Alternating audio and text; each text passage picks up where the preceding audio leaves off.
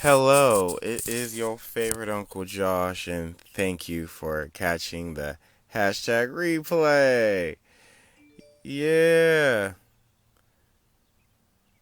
I love it. Y'all, as y'all already know, it is Nurse Week, and I did secure another nurse interview because I like doing interviews. I like having conversations, and it's a good way for everyone to learn about different careers, different pathways, and knowing that not everybody's pathway is the same.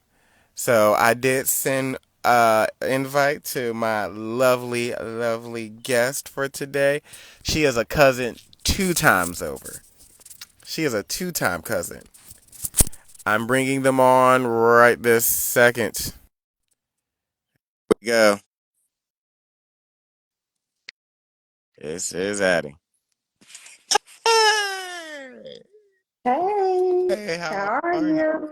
Good. How are you? I'm good. What's good on this Friday? What's Uh, good? Nothing, just worked my first midnight in a while, my first overnight. I enjoyed it. I did. I realized why I went back to it. I was like, it's so peaceful and quiet. I ain't got to worry about people. I ain't being bothered. I ain't bothering nobody. I was like, oh, I'm like, wait, what's that? Quiet. all right. Yeah, yeah. How's it Yes, going? it's going good. Everyone, this is my cousin two times. Pam. I say cousin two times because she's not only a KU cousin, she's a sophisticated cousin. So she my cousin on both sides. Right and left. Right and left. And Pam is actually a nurse as well, so I had to bring her on so people can learn about the other sides of nursing as well. This week we did have a DNP, and now we have somebody who is an NP but does. You'll talk about your business and all that as well. She's also an author, so yeah. Yeah. So, and I wanted to say happy Teachers Week to you, Josh. I know you're Oh, not actively doing that, but thank you. you that takes a lot of patience and grace and compassion. So, happy Teachers Week to all the teachers. Happy Nurses Week to all my fellow colleagues and peers. Yes, absolutely. Thank you so much. Although I'm not an official teacher. I still work with children. So I am still educating, just not in the teacher role, and I do love it. Mhm. I will always see myself working with children. Any job I ever obtain, children have to be involved because I love working with Right, right, the right. Hey, youth. how you doing? Welcome in, everybody. Welcome in. Welcome in everybody from both Pam's side and mine side. So without further delay, we are going to get this started for Nurses Week. First off, we got to admire Pam's hair. Pam, where did you get your hair from? It is, I am generationally blessed, but Yes, I told my mom she picked a good one. My dad gave me all my glory. She just added a little grace into it. I like But, but I that. think it's in the genes and some good hairstylists that I've had. So and shout out to Sakitha and Styland Studios out here in Hey, Arizona. She's a great stylist. Look her up. Look her up. I'm gonna always plug my people because they do right by me. absolutely. I've always loved Pam's hair. I was like, oh my gosh, her hair is so pretty Thank and glorious you. and long. I was like, what does she be doing to it? Because as y'all know, Wrap it up. That's it. as y'all know, Wrap it up. Wrap it up. That's it. That's all I do. it Mm, is so pretty and beautiful. And I know you thank blessed your you. kids with your hair too. They're like, thank you, mom. Yes. They're like, thank you, dad, for picking mom. Yeah, for picking mom. It's like, this is awesome. Right. And Right. so, without further delay, I always like to start with this question right here because it does like set a foundation. What inspired you to become a nurse, and how has that motivated you, evolved over the years? So, ironically, there is no one in healthcare in my family until now. Like I was kind of like the precursor. But look, but unbeknownst to me, my mom told me years later, like I'm already over 5 years in, and she's like, "Yeah, I was gonna go to pre-med school at Vanderbilt and da da da." And I was like, "Really?" So it was no one in my family, but I think it was just a God thing. Like it was just ordained and destined for me. And I just like helping people, and so it just seemed like the right path. Um, but actually, I wasn't for sure. You know, it was one of those things like, do I really want to do this? I was starting out in school and just doing my prereqs, and I was like, well, you know, you have to get a CNA. Let me see if I even want to do this, because that was the thing. Like, before you go all knee deep into something, I encourage people to, you know, scout the land. The Bible tells us we have to sit down and add up that cost, right? So nursing school is not cheap. The degree is not cheap, and so that course and that pathway, I just started just being a nurse assistant, got into the acute care setting, into the hospital, and really got to see what it was in there. I started in orthopedics and then later went into cardiology, and I loved cardiology. Like, we had first LVADs. I'm from Chicago, so in the Midwest, Christ Hospital Advocate Healthcare System, and shout out to them for just like really training, grooming, and growing people and not stunting that growth. But initially, it was just having that passion to care for people, and we always did outreach at my church, so it just seemed like the natural course.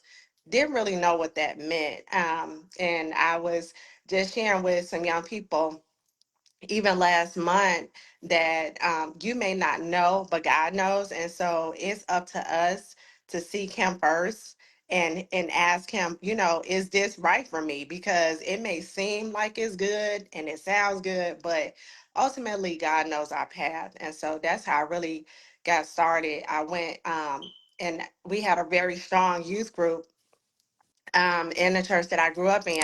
And so one of the leaders, she was a mother, actually. She was kind of like an older lady. And she had us to just like write down everything we wanted to be. Like, you know, right? I And remember she that. took Yep. all of our little papers. You know, everybody's like, yeah, whatever. Took all our little papers, tuck it away when we graduated, um, and she gave each and every one of us those papers back. And I was like, wow, like that little list that I made, that's why it's so important to write the vision and make it plain, like write it down, Amen. because then you go back and you see that it is achievable, it's possible. And this is, you know, it was just one of those things that kind of evolved. Like, no one, like I say, in my family actually went down the healthcare pathway. So that was original course for me. And so when people ask me, I'm like, it really had to be God, because I didn't have any mentors, anyone that was just like, do this, do that. No, it wasn't. And at that time, I was first generational to even graduate with a bachelor's as well. So it's just, you know, one of those things that I really knew that it was my destiny. Wow, it's interesting because out of my biological grandma, her line on my mom's side, I was the first male to graduate high school, first male to graduate college, Right, 3 times over.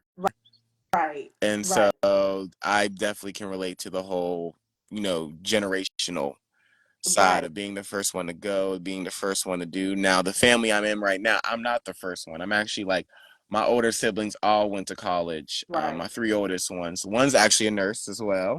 Hmm. The other one went to school for criminal. Actually, and the other two went to school for criminal justice. Yes, Wow. the third one, Danielle, she doesn't do that. She's actually a school social worker. But But, she, and yeah, yep. in that path. Yes, and so Hmm. I'm blessed to always have that like example. And now that you were there in your family, there's Hmm. now an example like, oh, there's Pam. She went to school for nursing. There's always somebody like, oh, if you want to go to school for nursing, talk to cousin Pam. Right, She right, right, she can help you, right, navigate some of these right, courses and tell you, I'll right, take this, take that, when to take this, right. when to take that. Mhm. And speaking of oncology, is that now your current specialty or have you moved somewhere else? No, actually, I've been very blessed to have a variety of experiences in nursing.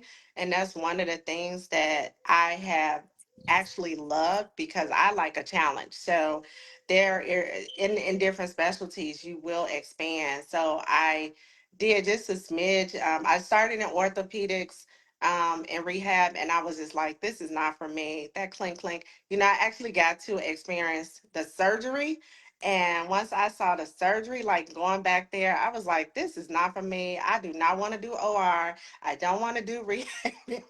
Like You it didn't was want to a do for. quick, Did you do the surgery? I was I mean, able to it's like, visualize. Like when you are in your y- clinicals, you actually yes. get that experience, which is awesome.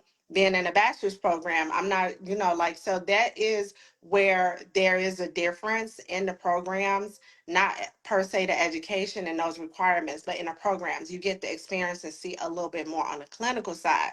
So seeing that, I was like, I don't want to do that. So you quickly find out what you like Well, and what you do not like, So I okay. knew OR was not going to be me, I could do Yes. PACU, I could do pre-op, but yeah.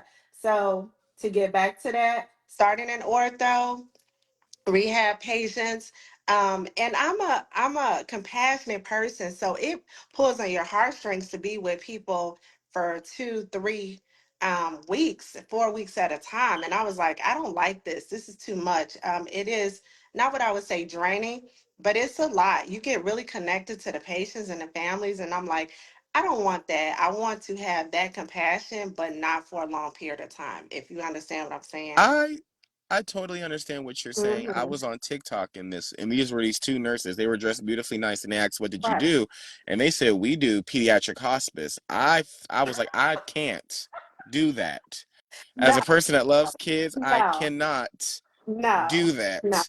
So I do know Mm-mm. it takes a special It kind takes a of special. person Yes, that is it called does. from God Yes, to be able to go to work knowing that these 3, 4, 5, 6, 7, 8, 9, 10, 11 year olds might I'm not be not gonna there live. Right, tomorrow when you get to right. work. Absolutely. And that was the thing too. And so I just quickly realized, and that's one thing about being like in that structure on that pathway, not really being a nurse yet, but being in the acute care setting, you get that exposure. So you become aware of those different departments, what the requirements are. And so, yeah, I am currently in critical care nursing. Now that you give me that all day long. I can run a code. I'll run to a rapid. I absolutely love it.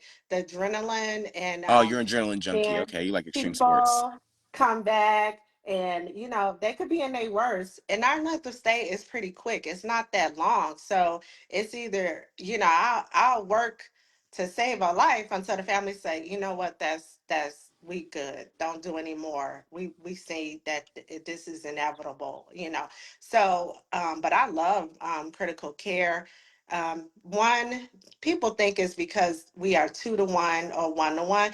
It's not necessarily that. It's just the fact that you have some autonomy and care, and you are a strong advocate for your patients and your families. So the words and the things that they don't know what to say, or they're feeling a certain way, you understand what they're going through because you're on that journey with them, and you're able to give them the language to what they're feeling, to communicate to the doctors, to the staff, to the people, what their needs are. You're like that mediator and help them advocate. So that's why I really like it.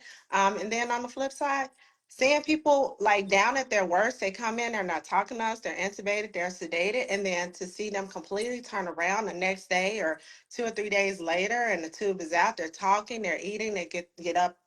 Who would not like that? I mean, so you really, that's the reward in critical care nursing for me. Yes, I like the fact that you said that you give them the language. I love that Right, wording too, right, that because there's right. sometimes a lot of people don't know how to, like even me at my age, there are still times where I didn't know how to express what was happening to me in a certain setting until somebody said it. And I was like, oh, that was the sentence I Mhm. was looking for. Right. And so I was able to tell somebody, no, I cannot come because this environment enacts my migraines. I just knew I didn't like being in this type of Right. environment, but never knew why. Right. But I was Right. able to say, no, it actually enacts my migraines. Mhm. And so I'm not able to be in this type of environment. And because you do what you Mhm. do, you're able to be in that type of environment, be able to say, okay, this is what she means when she says, I hurt over here. She's saying that this Mhm. bone in this area is Mhm. causing a pain that's affecting her area. And I love that you're able to be an advocate for your patients and be in that area. Has there ever been do you have like an impactful experience that still carries with you to this day because being in that Totally, environment? totally, totally. I have quite a few, but I'll just say, for all purposes, keeping HIPAA standards, I would just say that it is the most vulnerable period of a patient's and a family's life. And sometimes you actually go through the death experience with them. So you really have to be not just a strong person, but a prayerful person. You have to guard your heart. Like I go into work praying. I walk the halls a lot of times just praying, just not for me, but for the patients and the families because they get a phone call. They don't know what to expect. They show up to the room, and they want to bring the whole family, and you just want to tell them like, no, this is not the environment for little kids. A 3-year-old probably shouldn't see this or see that or experience this at this age, but at the same time you have to still be empathetic and show that compassion and patience with them when they're not getting it, because you see them go through all of the grief stages. Like it is so hard to witness that over and over and over. And so, like, even for the people that I work with and my staff, and I can see it sometimes like you need a break, you need to step away right now. And so, there are many experiences. I would say probably the worst experience for me is witnessing people and their families go through that tragedy, but not being prepared for it. Um, and I mean, like financially, like they die, and maybe that was the breadwinner of the family. Maybe that was the one that took care of all the business. And now that other person is like, what do I do? They're helpless. So I think that is the tragic part, not just the death itself, but even the aftermath and not being financially stable after that, or not even having a plan, going into it and saying, maybe I have health insurance, but not realizing my health insurance is limited. Now I have these limitations. I can't walk anymore because I had a stroke, or I can't talk, and their insurance is not paying for that portion afterward for rehabilitative services and things like that. So that is a very sad part. And so um I would say that's probably the worst. And I think just having a family member lose someone, and they could not leave the room, like they was just so distraught that they were there crying on the floor for like 2 3 hours later. So seeing those type of things, you don't walk away and be like, okay, next patient. That sticks with you. It, And so I often pray for those families who do have those unexpected occurrences. yes, yes, I totally agree, especially with the whole not being able to know where your money is and coming in and not knowing the different type of insurances. My cousin sells insurance, and she said Hmm. she specifically bought this kind of insurance that when she broke her leg, she's like the insurance company was sending her money Hmm. every single month. Right. So Right. until she went back to work. So Right. because she was like, I got short term and long term disability from she like my husband got it, I got it, and Hmm. then we paid for it Hmm. separately. So we knew Right. Right. when something happens, and Right. she's like, I'm so glad Right. I did, I'm so Right. glad I listened. And then that's Right. when, once again, because I know you also do that as well, Mhm. sell insurance, that's when that Mhm. advocacy part too, you start talking to people like, hey, do you have the Mhm. insurance that Right. you need? If not, get it for the next time, for the next person, Right. because you don't want to Right. be in that Right. situation. This could be a learning Right. experience, and a lot of people do look at that as a learning Right. experience. However, there's people like us that have wisdom that, when we have kids, we got life insurance on our kids Right. Exactly. because you Exactly. never know what could happen. It's not necessarily they die, but like Mhm. you said, they could break a leg, and they could Right. need some money just because they're like, oh, mom, I'm working, I'm grown now, I can't work, and you're like, thank Right. God I got you that insurance. So Exactly. it's good that you had those experiences Mhm. that you can then advocate to other patients and tell them like, hey, ma'am, I may not be the social worker, but I just want to know, is these things set in place? Right, right. And for people that are actually watching or actually will see the replay, the strong advocacy even in my area is for end of life. Have you planned end of life? Like, do you have an actual medical power of attorney? And I'm not talking about somebody who you wrote your living will on a piece of paper and name somebody. I mean, like, make sure the people that you choose to advocate for you while you can no longer talk are actually going to follow through with what you told them to do. Because there are, even spouses, they're married and they're like, oh, I wrote it down, it'll be my husband. Well, if you were not going to be resuscitatable and a vegetable for the rest of your life, would they let you go? Would they withdraw the care, or would Let you they go. continue and send you to rehab for 20 more years? Like, make sure that those things are in place, because that's one of the things that people do not think about at all. They don't have living wills, they don't have trusts, they don't have a surrogate, no medical power of attorney, no financial power of attorney. So all of these things go hand in hand, and it would just not be a good look as an adult to be out here in these streets living your life day to day and not have things in place. Yes, and I'm glad that you brought that up, and I Yeah. know that can be stressful and emotional. Right, So would you right. be able to talk about like the emotions, like how do you handle that stress and the emotions in that environment, or in nursing in general when you were nursing? So in nursing, we actually have what we call advanced directives. So it's not as strenuous when people first come in and we do that admission history and we ask you about medications and things like that. So it doesn't just seem like we're focusing on the end of life. It's all together, and it as well as like the mental health, right? We screen for suicide and crisis interventions as well. It's a conglomerate of all the things that we do, and we ask these questions for a reason. And I will tell people, I'm contrary to popular belief, people don't think we actually know, but we know, just because of the tests that we run. Sometimes you may say, no, I don't do, I've never done. And then, the urine test lights up like a rainbow. And we're like, okay, sure, you don't do that. Okay. But that helps us to treat you better. We only ask the questions because it could be a risk to you as a patient. So we ask you, do you smoke? Do you do this? Have you taken this medication before? It's not because we're being judgmental, it's really for your own safety, because how many things interact with another thing? So we want to make sure we're giving you the best care and we're not giving you medications that would interact with something else. So we ask about advanced directives. Would you want to be do not resuscitate? Would you be okay with us giving you medications, which is really a resuscitative method of what we call a chemical code, but you wouldn't be okay with me intubating you for respiratory distress. So there are different levels even to that, and they're all online now. People are very savvy with the internet and Google, but there are different levels even to advanced directives. And so, just like you would not go and start a school without first looking up that school and what they have to offer, and does it align with what you want, it would be the same thing for your advanced directives for you and your loved ones.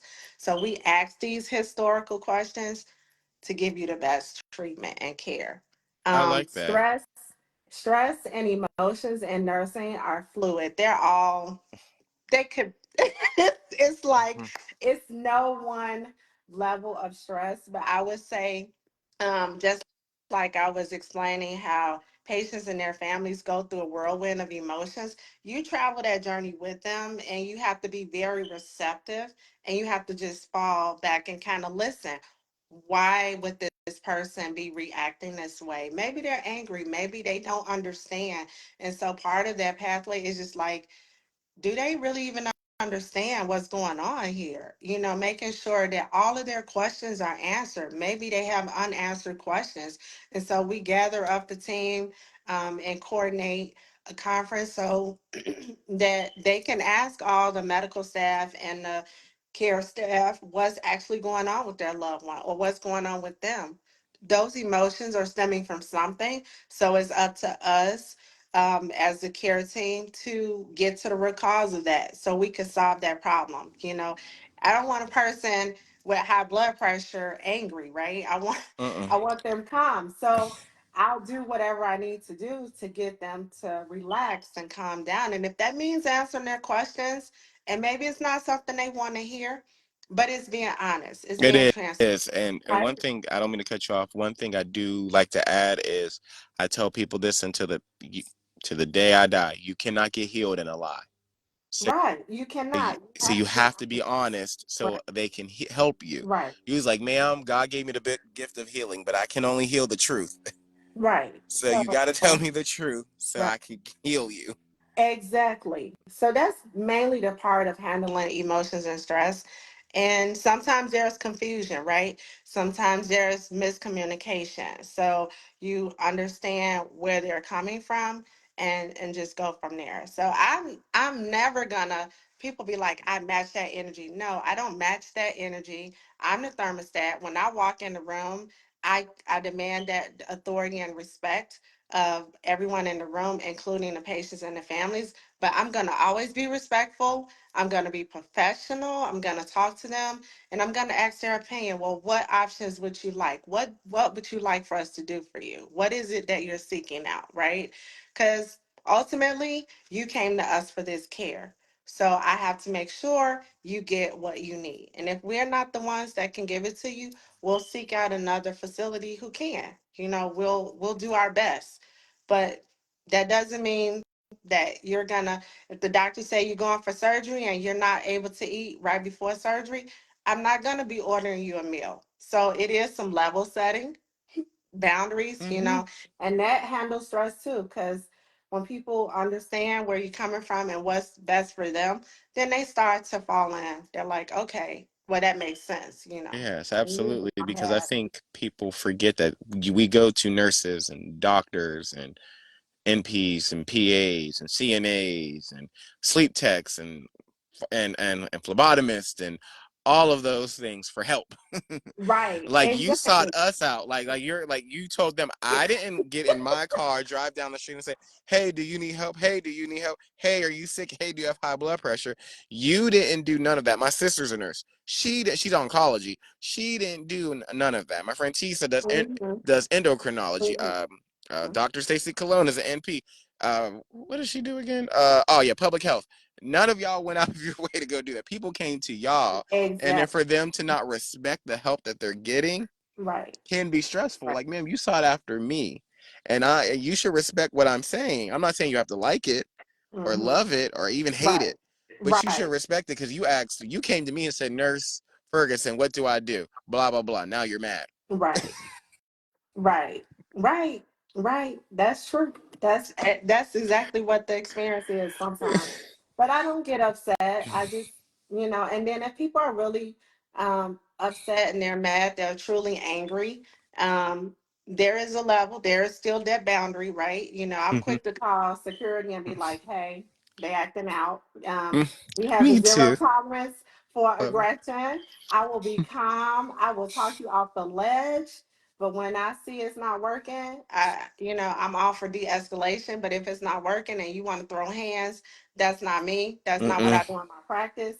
I got people for that. I call them boys. Yeah, I you're be right. like, hey, Absolutely, absolutely. and The they show Chicago up. came out. Yeah, Chicago. they show up for us. So, and if they don't comply with our internal security, then 911 was we your call emergency. exactly. We call the police department. We like, yeah, I want to, and people don't realize that we actually do have that power. Like, there's a lot of aggression in the world today. Period. Like, people are just so aggressive right now, post COVID, and it is amazing how even in helping they can become aggressive with you.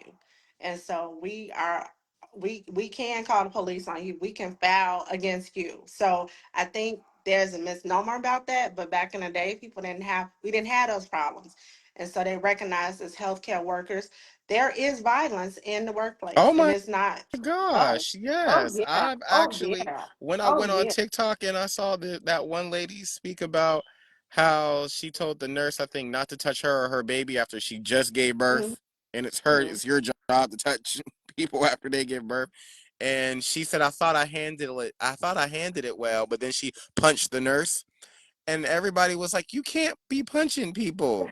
Her job is Right, to touch. Like, her job right, literally, yes, you may have had like a plan, but right. her literally job description is you have to go touch that baby. We You have have to to hold. assess and Yeah, assess, right? That was we part of her have to. assessment. And I was like, Yeah. is she out here? And people were like being like, oh, I'm torn. I can see her side. I was like, wait, you punch nurses too? And everybody got mad at me. I'm like, y'all sound like a bunch of nurse punchers. Hmm. Y'all sound like y'all go around punching nurses for doing Right. their job. And I was like, y'all can't punch nurses. You can't punch doctors. Because doctors even say, yeah, we've gotten hit. We've gotten spit on. We've gotten cussed out Doctors, at. techs, Yes. across the board, I mean, no one's missed. We're like, what is going on here? So we make a plan to, if we know that there's going to be some aggression, or we may think that it might be a diagnosis that person don't want to hear, we'll team up. We'll go in two by two, and have somebody. But it's sad that we've come to that. Even in healthcare, you're trying to provide a service and care to people, and that's the experience that comes out. And sometimes people are just confused, like they ultimately don't even remember. But if you come in high and drunk and all that other stuff, that could be one of the side effects. It is. And Yeah. speaking of how the world has changed, do you think COVID, the pandemic, changed your perspective of nursing or healthcare in general, or did it like in general? In general? I would say it didn't change. It kind of heightened the awareness of what healthcare workers already knew existed. And so there were things in healthcare that we know we have limitations still, right? We have a lot of research and scientific studies going on to provide that evidence based practice to the world. But we were already ahead of the game in realizing that. So now everybody's realizing what we've known for a long time. And unfortunately, we are just a little bit behind the game medically. We're not as competitive as other countries. Obviously, in medicine, sometimes they do things a little bit better, quicker, faster. But I think COVID heighten that awareness. I think it brought a reality to the research world. And so the funding is going to the most appropriate places now. And so where you did not have a real way to manage the care for specific diagnosis is being more streamlined. And that funding is going to the appropriate places quicker, faster to get us those results for our patients that we needed. We knew, okay, because I think the biggest thing that I would want people to walk away knowing as a nurse, and for nurses and all of my nurses, is that we have a degree. We are not practicing. Okay. So we went to school. Some of those medical diagnoses, it was hardwired into us. So without even trying to know, we know. We just cannot prescribe and diagnose and treat. We have to take orders from a prescriber. But we were in the grunt and doing these medical studies and a lot of things that we had to do as nurses. It's a very, very strenuous program. So if you have a nursing friend out there, or somebody's going back to school and they going for MP or CRNA or whatever they doing, and Mm-hmm. they don't talk to you and they don't call you and they like, where have they been? They studying because it's a Absolutely. very strenuous program. Like, you're not going to get away without blood, sweat, and tears in those programs. And so I would say that we are just now getting more recognized. I see more opportunities for the MPs now. I see a heightened awareness around CRNAs now. Me And so too. I'm really elated about things like this, because we were kind of like the understudies, and they're like, oh no, you can't practice independent. Yeah, yes, we can. Yes. Yes, we can. There are And certain states that, really yes. good at it. Mm-hmm. Most of my practitioners, they are practitioners. They're not medical doctors Me anymore. So too. where I only ask for nurse they are practitioners. the best. And the reason is we understand the alternatives. We don't just practice traditional You medicine. practice We healthcare. understand alternatives. We practice self care. We integrate wellness, wholeness, well being. And so, kudos to all like the MPs out there B- who've made a living. We've Big made ups in strides peace. even in the psychological realm, where, Yes, yes. you Psych know, psych NPs so have taken over. yes, we're Everybody taking wants to be a over. psych NP. I'm Everybody so wants to be a psych excited NP. about that. And Yes. so again, we knew that there was disparities in healthcare across the board, mainly for minorities, even for those with mental illness. And so that COVID brought heightened awareness to that. So now everybody knows. And it's okay. Like it's okay to say I don't feel good about this today, or I just don't feel like myself. Whereas before, no one wanted to talk about it, right? It was a taboo in our community, and so Hmm. no one's shaming anyone Anyone. about that. I Hmm. think for me growing up, I always was just me and who I was. So I always talked about what was going on with me. Like I didn't have the language, but I knew, okay, something's wrong, something's I'm off. different. I'm Yeah. different. And Hmm. so I always would encourage people. That's why I try to give my my nieces and my nephews the language that they can, or give them time to talk. Like I have a nephew who has a horrible stuttering problem, but I give him time to talk. I said, take your time, I'm right here, I ain't going nowhere. Hmm. And then he'll get it out. I said, see, there we go, one step at a time. Right. Right. And that's what I do with other people. I try to give them time to get that language, to say if there's something wrong, then Hmm. tell somebody. If you don't know what it is, just say something is wrong. I don't know what it is. They'll find, like, a good support system will find you somebody that knows the language. Will find Exactly. you a Pam Ferguson that knows the language and be like, oh, you're feeling depressed, or oh, you're feeling anxious, or oh, you're feeling, yes, that's what, like, so it is. So I'm glad that you brought that up as well. I big ups to the CRNAs and MPs. I love them. Mhm. Speaking of that, are you going back for your NP? No, no, that is not my portion. God has given me another pathway. Like, no, no, no, no, no. Quickly, quickly. You didn't even wait. You didn't even take a breath. Like, whatever. Not at all. Not in the slightest.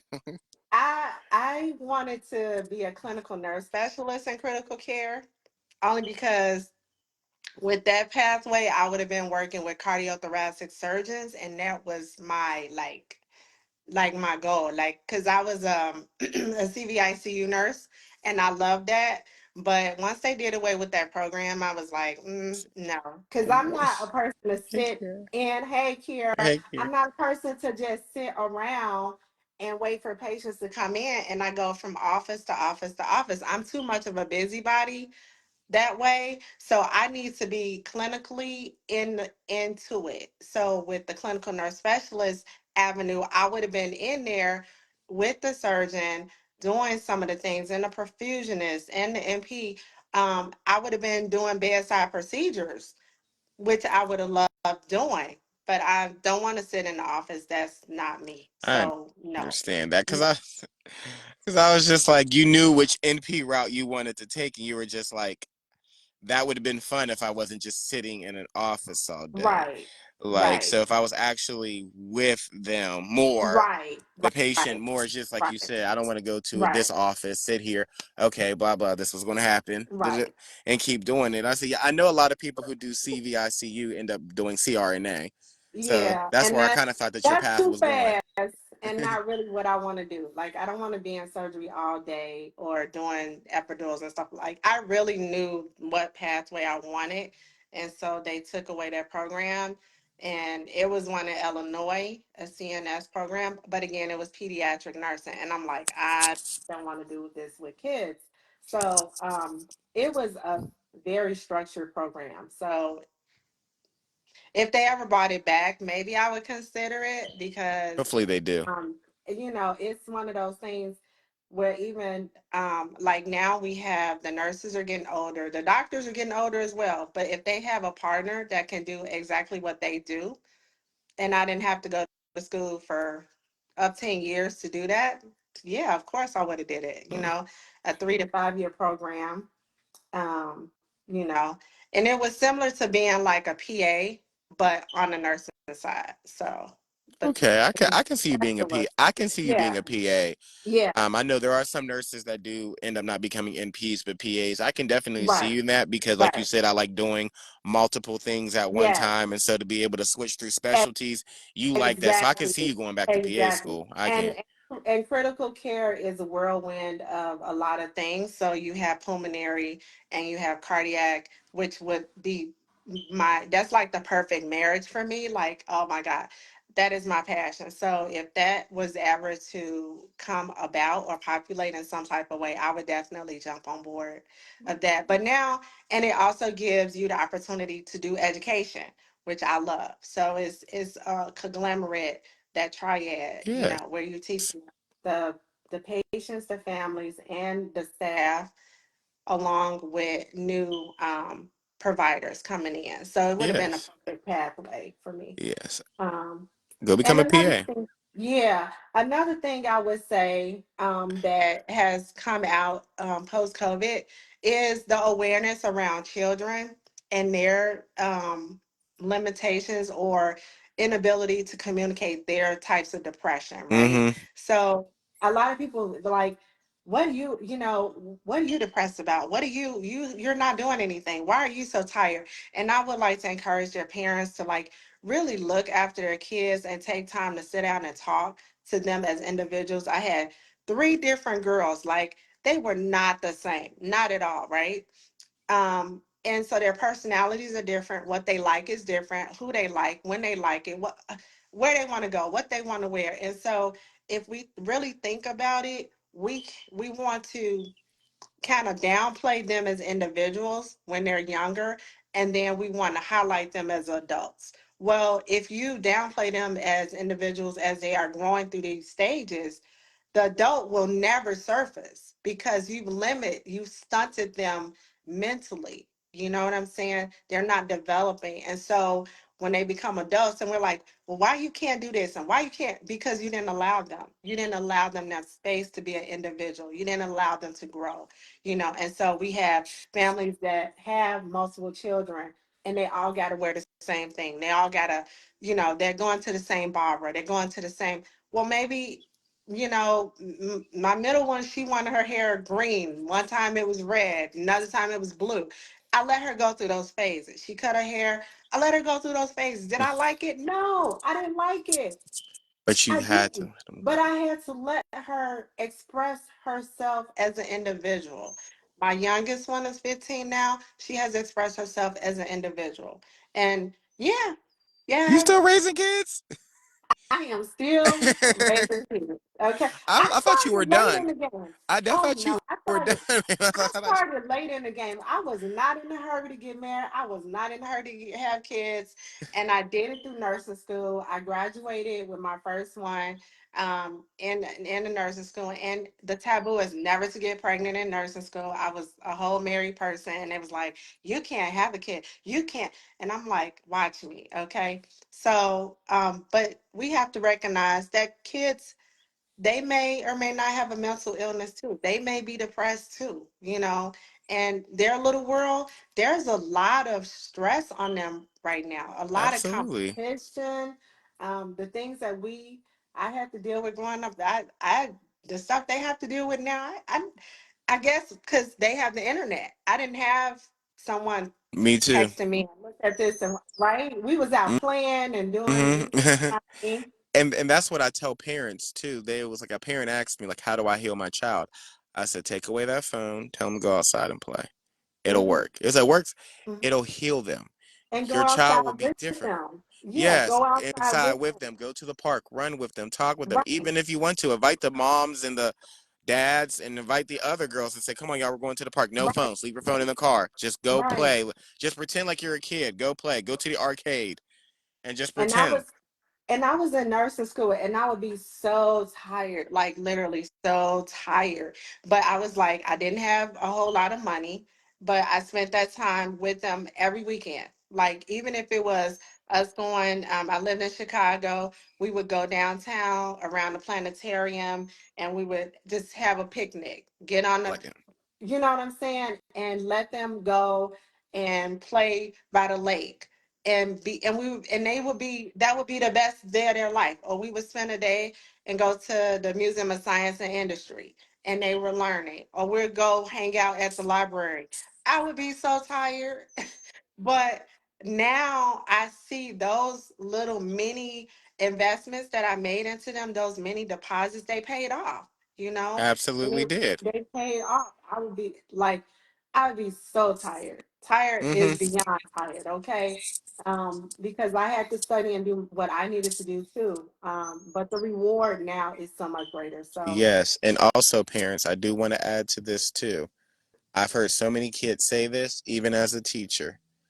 Making the investments when they're younger is good. mhm. Making the investments when they're older is great. Because my sister, Yes. when her kids got grown, they looked at her and she was like, Mom, we needed you. She was like, What? Y'all were teenagers. Mhm. That's when we needed you the most. We Most. didn't know how to navigate. Right. We now had language to express how we felt. And you were in Right. nursing school. And then they Right. said, We're proud of you for becoming a nurse because that was your dream. We Right. just needed you more Right. when we were Right. teenagers. And Right. she didn't even realize it. She thought my kids are like about to be grown. They're Mhm. independent. They don't need mom no more. Mm. They all six of them sat me down. She said, They sat her down right. and let her know. They know we needed you when Yeah. we were when we were Right. teenagers. Even a So parents, little, go ahead, go. yeah, and yeah, just like you were saying, even the little things like shopping, and you think it's not a big deal, it's a big deal to them. They remember Everything. everything, and the conversations they remember. You like, you remember that? So they remember everything. Shopping for prom, doing the homecoming dances, doing all the little events that we think they're gonna forget about that. They don't forget. My daughter still got little cards from things that we did. She Oh, put in her little journal. So I just encourage, even as a nurse, our first investment is our home. And then we take it out to the streets. So everything that you see me doing out in public is probably 10 times back home, because I'll sit on the couch and we'll watch a movie and it'll be the best afternoon we've ever had. And that people and like that's what I that. want. But it's what you make of it, right? Mm-hmm. I will do a bed and breakfast, and I celebrate them on their birthdays like what, so I think it's part of the journey that I've been able to experience. I'm happy that I was able to experience that journey. Nursing school is very intense, and but I'm glad I made it out of there. Like, and I don't think I want to go back to what it is right now. I'm very happy for the advancements in healthcare that are coming Absolutely. along, especially with like the technological part.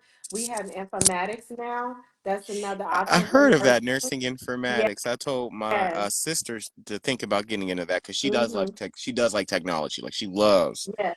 tech. Yeah. Because it was mandated years ago for us to go from the paper charting to the electronic charting.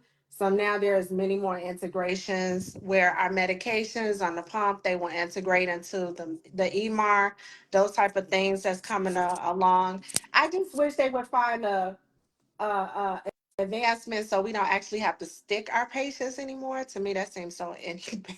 But You're like, if talking we about could at do a point where blood you just draw. like tap them. Yeah, you tap them I'm and the blood just like, draws. is there another way to analyze this blood other than, actually doing blood draws? I'd be looking forward to seeing something like that. But no, I'm really excited about where we've come and how it's evolved, and, all the other things that we do. I personally love that too when it comes to the advancements and seeing that too. Like I said, Pam, you probably I don't want to tell your age, but just like you gave it away, you was like I was there when we had to write the charts by hand, and now it's electronic, and it's like yay, But I was on the cusp of you were the everything, so cusp. Okay. yeah, I'm like the cusp. I'm Okay. a Oh, so latchkey you're a kid, baby. okay? I'm a Okay. Oh, latchkey yeah. You kid. like? Okay. Oh, you really young. Oh, Pam, you a baby. You said But latchkey. I mean, I'm still on the cusp of I remember when and I remember now. So it's like I'm in the middle of a lot of the advancements, which I'm proud to be a That's part of. awesome. And what Yeah. advice would you give to those like new nurses that are coming, would you like encourage like, hey, maybe you should learn some shorthand just in case? Like So for like nurses, yes, for up and um, coming nurses, like up I and want to do coming this. nurses, just know that everything they teach on nursing school, I'm gonna just dispel this, but like nursing school and the real world are two different things. I've heard that. You need that knowledge, the terminology. You need to know your medications because if you don't know your medications, you're gonna make a mistake somewhere. So you need to understand the medications, what they do. But you definitely need to know medical terminology so you can have collegial conversations with other professionals in that stream of healthcare, and they know that you know what you're talking about.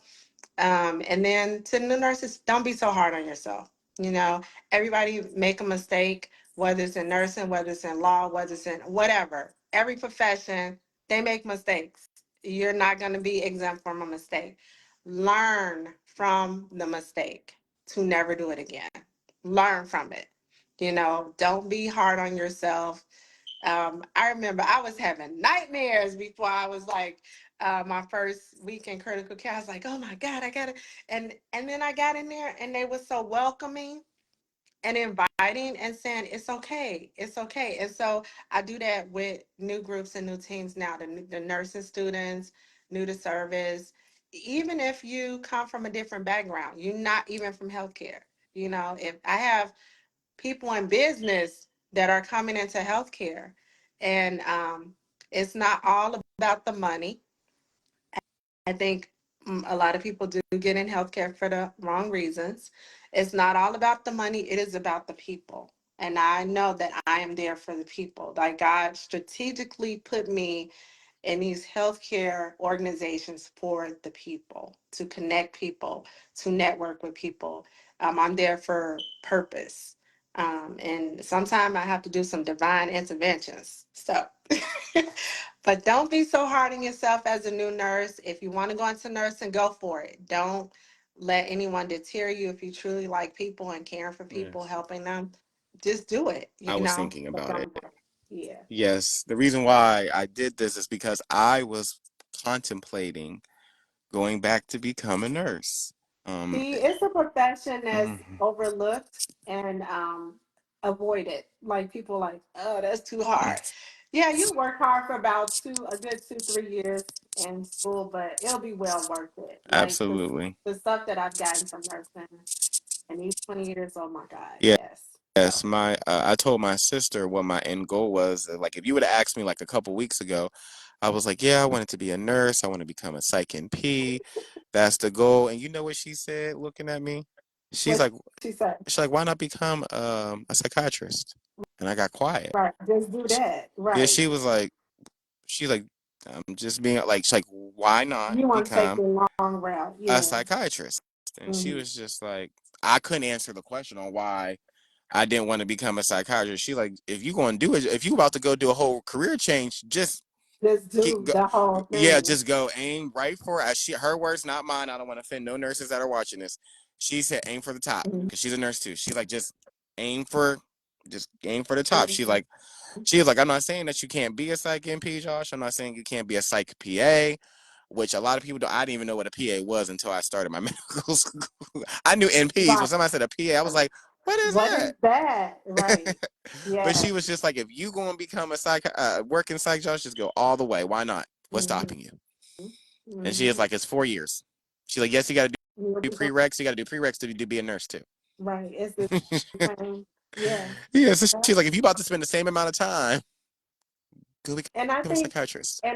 coming from her standard, like her thought process as a nurse, I think she's also thinking about the the way they try to limit us as nurse MPs. Mm-hmm. And sometimes it's hard to start up your own practice. Like it's depending on what state you are. Like here we have writing privileges. We have privileges, they can write their own scripts, but some states do not allow MPs to do that. Mm-hmm. So if your state doesn't allow you to do that, then you managing your own office is out as well. So there are limitations in certain states. It's not recognized. You still need to go up under a provider, even though you have your own number.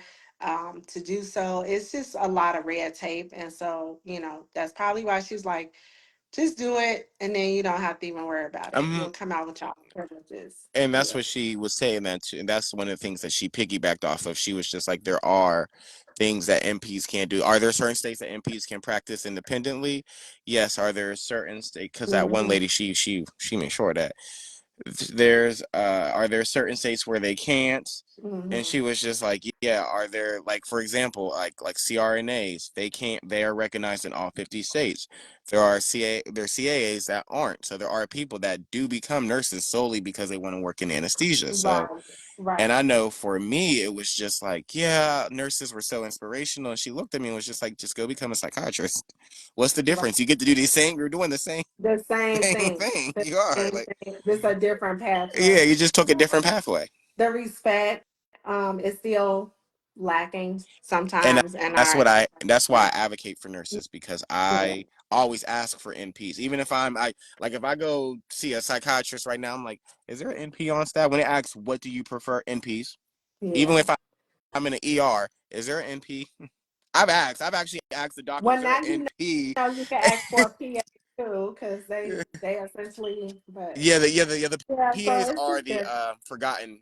They're like the middle. Yeah, They're like totally, totally, totally they are forgotten. forgotten. So I was even thinking about PAs because of how I am. I love the flexibility of jumping between Right, specialties. I like being able to say, for a couple years I worked in psych and be like, I think I want to do ER. Go do ER right. for a couple years. Like, I think I want to do pediatrics. Go, and not have to go back and do other residencies. Like, I knew a guy that he did residency. He got into his field, I think, as a hospitalist, realized he didn't like it. So No, he had to go do something. So he no, had to go back for his cardiology fellowship just so yeah, he can practice as a cardiologist. right, And I didn't right. want to be that because I know how I am. I would be in psychiatry for like 5, 10 years and be like, I want to do something different. What's the I don't want to go.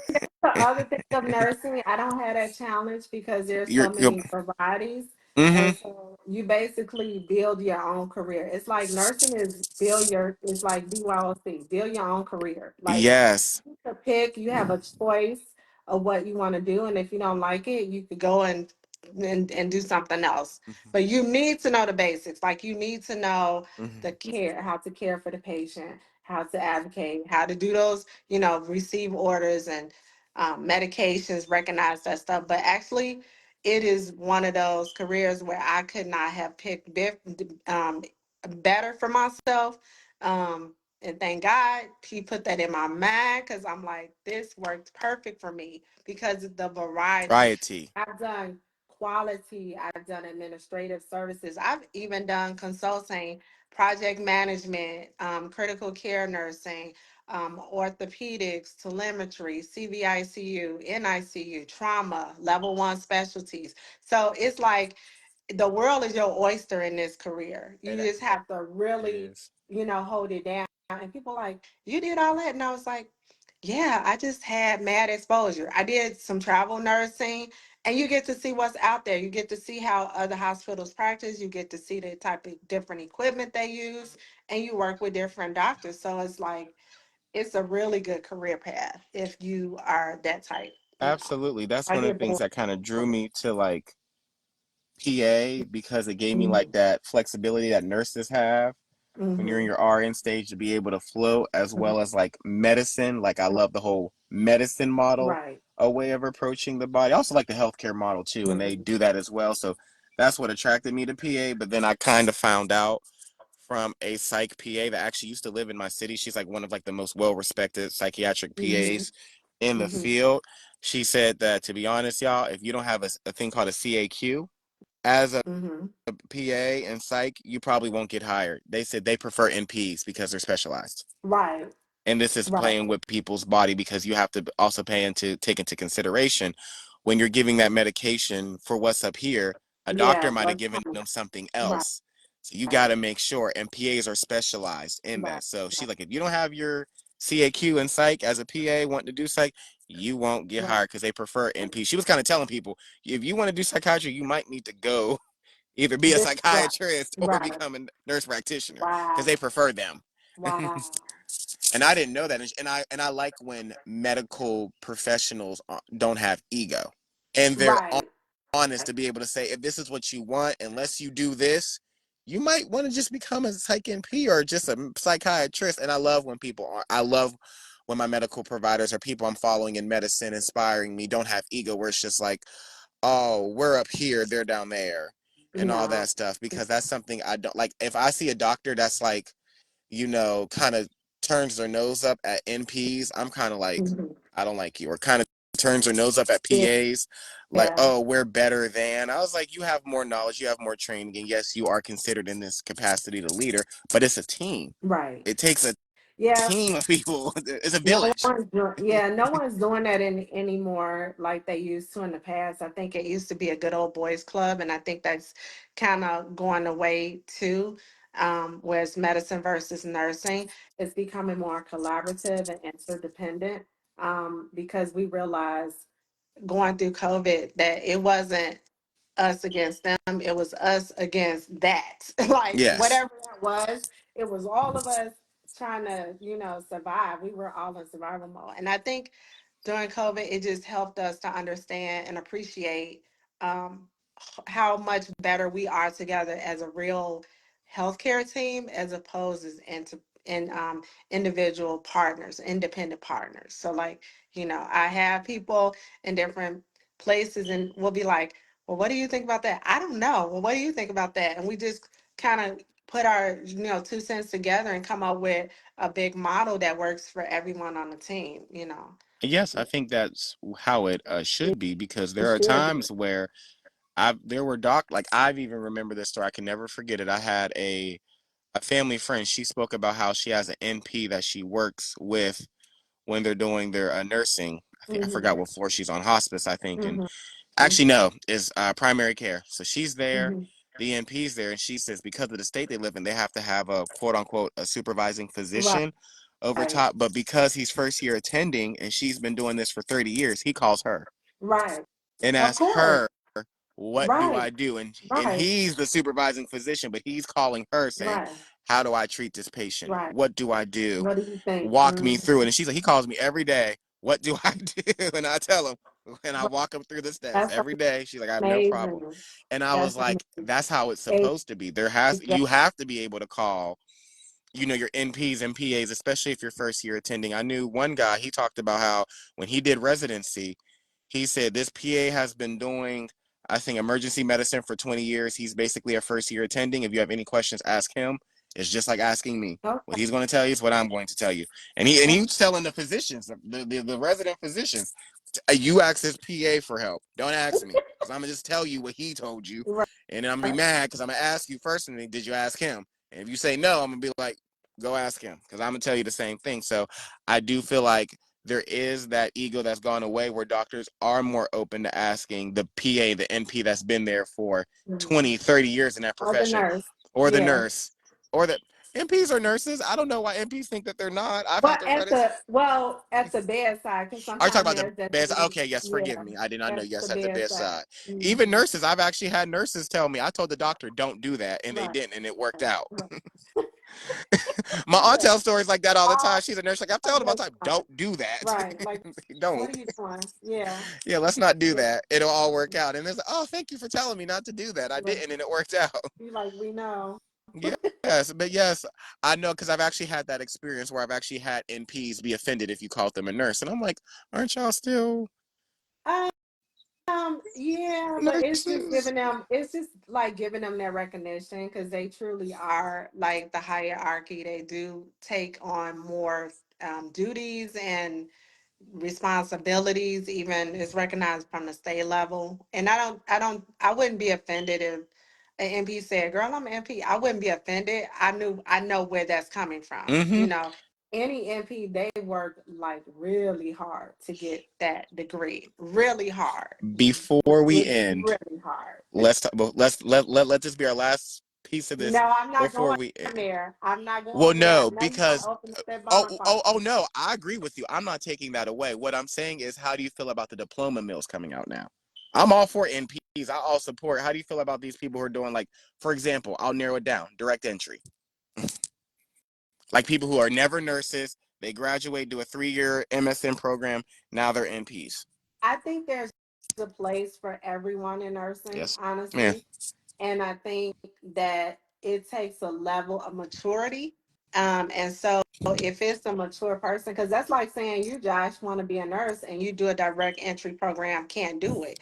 But you already have a level of maturity. You already have a degree in another pathway, right? Mm-hmm. So we really need to respect the people that do it and just support them as they're doing it and not disown, not level or play them down, but Mm-hmm. just be receptive. Because to me, I feel very elated that somebody would even want to come in my profession. So as that professional who's been here a little bit longer and I see them comment on, now I'd be like, how can I help you along that path? Because ultimately we had the same goal, right? It wasn't ideal. I've seen some people who start exactly from that and then go to that, and everyone has to be teachable and coachable. And Absolutely. we are like, nursing is a great route, but don't do not underplay us, because you have to understand, it comes with respect. You need to understand, if you don't have it, you don't have it. So coming in entry level won't work. It won't necessarily work if you don't talk to other people. Because I don't want to be in your house with Hezekiah. I'm Yeah. sorry, that's my sister. He laughed like his mom. I didn't want to run risk and diamond. Uh-oh. Run a risk. Oh no, it's nothing. Oh no, my sister's being my nurse of a sister is being my nurse of a sister. The nurse I was telling you about is being my nurse No, but of a sister. But no, but I I don't wasn't doing that I to start drama. I no. asked that to No, I other but people as well. Like, I how do you don't feel about I the direct entry? Because some people feel some type of way, personally, some I people don't don't. have a feeling about it. I just would tell everybody to just, just be respectful of the profession and support one another through it. Because I don't even know why that person went through that. Maybe they got through a career and they started it and they're like, I hate this. I don't like it. And maybe nursing was their second opportunity. Maybe that was the second thing on their career pathway, right? But they have a family and kids and they don't have the time to go through whatever, but they have a degree already. So it's like, most of the times they work out, but you do have to be coachable, because now you have to unlearn all the other stuff that you've learned from that previous career. And so nursing is a whole Well, other beast. Like, we talk, we think, we act totally different than a previous career. So if you coming from a transition, it took a while. I had a person in business, like I say, did it, and it was like, oh my God, and I was like, what are you struggling with? And then we talked through it, and they were able to, get on board with nursing. Now, phenomenal nurse, ask a lot of questions, but for the right reasons. And so, a phenomenal nurse right now. So, I don't discount it. I think we all need to be supportive of one another, because ultimately we all go through the same experience. It doesn't absolutely. matter. We Yeah, go through the absolutely. same experience. We get treated the same way.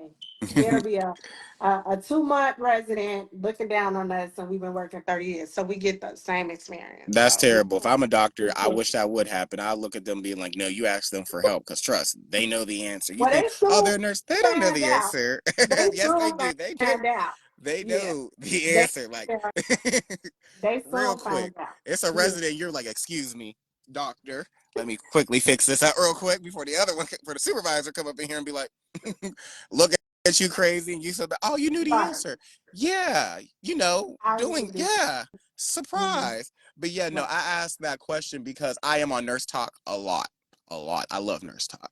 And there Mhm. are people that like, they're for it and they're against it. So I always, because that's a hot topic in nursing, It is. which is Oh direct yeah. entry NP programs. So that's the reason why I always bring it up anytime I'm interviewing a nurse. Like when I Mhm. interview my sister, I ask her, "How do you feel Mhm. about direct entry programs to become an NP?" Because my career to being an educator wasn't It wasn't traditional. like I that. got my Mm. bachelor's degree in Spanish and realized later, as I was getting my master's in education, that I wanted to be a teacher. So I did a whole totally different route. Right, I did like the order to get my teaching certification. It took me years to get my teaching certification. right, Too on top of that, so I never would knock somebody's. And right. yes, I've had people look down. Like my professor even brought this up too. Like Josh, have you had people look down? I was like, honestly, Yeah. because of the career I took, because I was ESL, then Spanish, then English, Hmm. a lot of people didn't mind it because it's like, where are you going to find another black male Spanish teacher? Hmm. And so I thought that was something that always stood with me, and Hmm. I could recognize too, where it's just like maybe that was your career path. Maybe that's how God saw fit. Right, God saw fit for you to get a right, degree, get this right, experience in this right, other field. And then it's right. like, okay, now I want to be a nurse practitioner because I'm not, because some people are like, well, they don't have medical school experience. I said, well, so do doctors don't typically have No. medicine experience before they apply. Right, Like, right, I get the whole thought process behind NPs because the original goal of the NP was to just expand on what you knew. right, Like you right, we're expanding on bedside, we're expanding on right, psych, we're right. expanding on dermatology. I think when it came to NPs, I think here's what happened.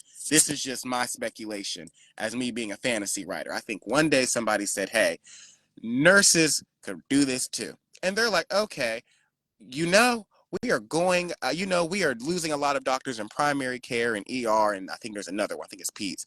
Why don't we just staff our nurses into doing that? We can expand their knowledge. They already know what they're doing. What happened was they told the nurses this, hey, as long as there's just a physician around, you can operate in this nurse practitioner field. They're like, oh, okay, bet. So then they saw a bunch of dermatologists who are physicians. They saw psychs who are physicians. They saw all these other people who are physicians. And they came back and said, well, you said as long as there's them around, we can operate. So then now we're still in this dilemma, which is no primary these three fields that y'all created PAs and MPs to fill, you told them as long Hmm. as there's physicians in certain in these areas, you can go.